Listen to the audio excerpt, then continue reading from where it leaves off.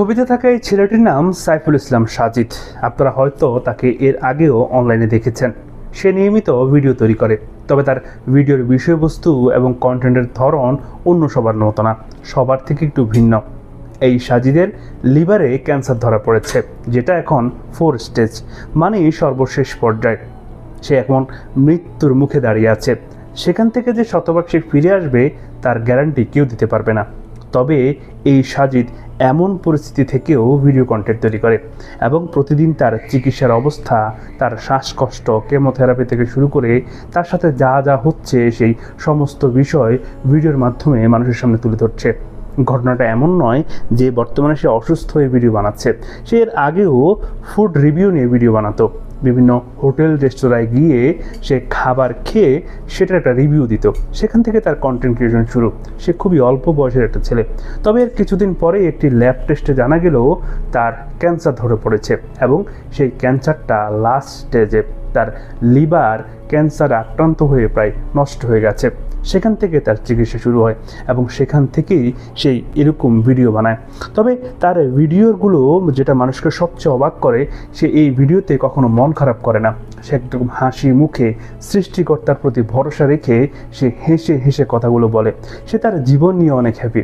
একটা ইয়ং ছেলে এত কম বয়সে এত বড় একটা বিষয়ের মধ্য দিয়ে যাচ্ছে, কিন্তু তার চেহারায় সেটা ছাপ নেই। সে অত্যন্ত হাসি মুখে সাবলীলভাবে মানুষের সাথে কথা বলে। বর্তমানে সে একটি ব্যবসা চালু করেছে, যাতে করে সে সেই ব্যবসার লভ্যাংশ দিয়ে তার চিকিৎসা চালাতে পারে। আজকে এই সাজিদের ঘটনাটি বলার একটা কারণ। ঘটনা হচ্ছে, আমরা খুব অল্পতেই হাঁপিয়ে উঠি, আমরা খুব অল্পতেই অভিযোগ শুরু করি।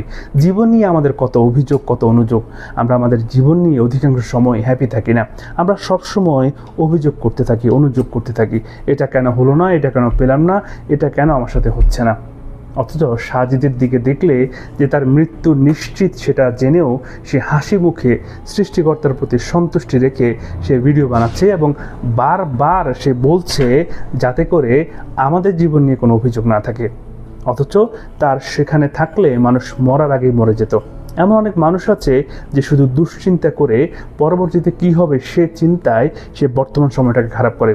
অথচ সাজিদের এত কঠিন পরিস্থিতিতেও সে হাসি মুখে সৃষ্টিকর্তার উপর ভরসা করে সে হাসি মুখে ভিডিও বানায় এবং মানুষকে অনেকটা মোটিভেট করে। আর এই বিষয় থেকে আমাদের কিন্তু গুরুত্বপূর্ণ কিছু শিক্ষা আছে। আমাদেরকেও জীবনের প্রত্যেকটা মুহূর্তে, প্রত্যেকটা ক্ষেত্রে, প্রত্যেকটা সময় সৃষ্টিকর্তার প্রতি আমাদের শুকর গুজার করতে হবে।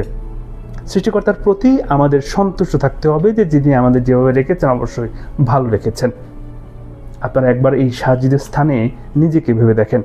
আমরাও যদি তার স্থানে হইতাম তাহলে কখনোই তার মতো এত সাবলীলভাবে কথা বলতে পারতাম না। আমাদের মুখে একটা ভয়ের ছাপ আসতো, কিন্তু মৃত্যু আমাদের এত সংকটাই। কিন্তু সেখানে বসে এই ছোট্ট ছেলেটি যে বিষয়টা আমাদেরকে দেখাচ্ছে সেটা অবশ্যই একটা অনুপ্রেরণার বিষয়, মোটিভেশনের বিষয়। বর্তমান বিষয়টি নিয়ে বলবো, সাজিদের অবশ্যই সুস্থতা কামনা করি, সৃষ্টিকর্তার কাছে দোয়া করি আল্লাহ যেন তাকে তার এই পরিস্থিতি থেকে ফিরিয়ে আনে। সেই সাথে সে যে ব্যবসা চালু করেছে, সে যে ব্যবসা করতে চাচ্ছে নিজের চিকিৎসার জন্য, সেই ব্যবসারও সর্বাঙ্গীন সফলতা কামনা করি। প্রিয় দর্শক, এই ঘটনাটা বিষয়ে আপনাদের অভিমত কি অবশ্যই মন্তব্য করে জানাতে পারেন। এতক্ষণ আপনাদের সাথে ছিলাম আমি মহিউদ্দিন রবিন। আশা করি সবসময় আমাদের পাশেই থাকবে।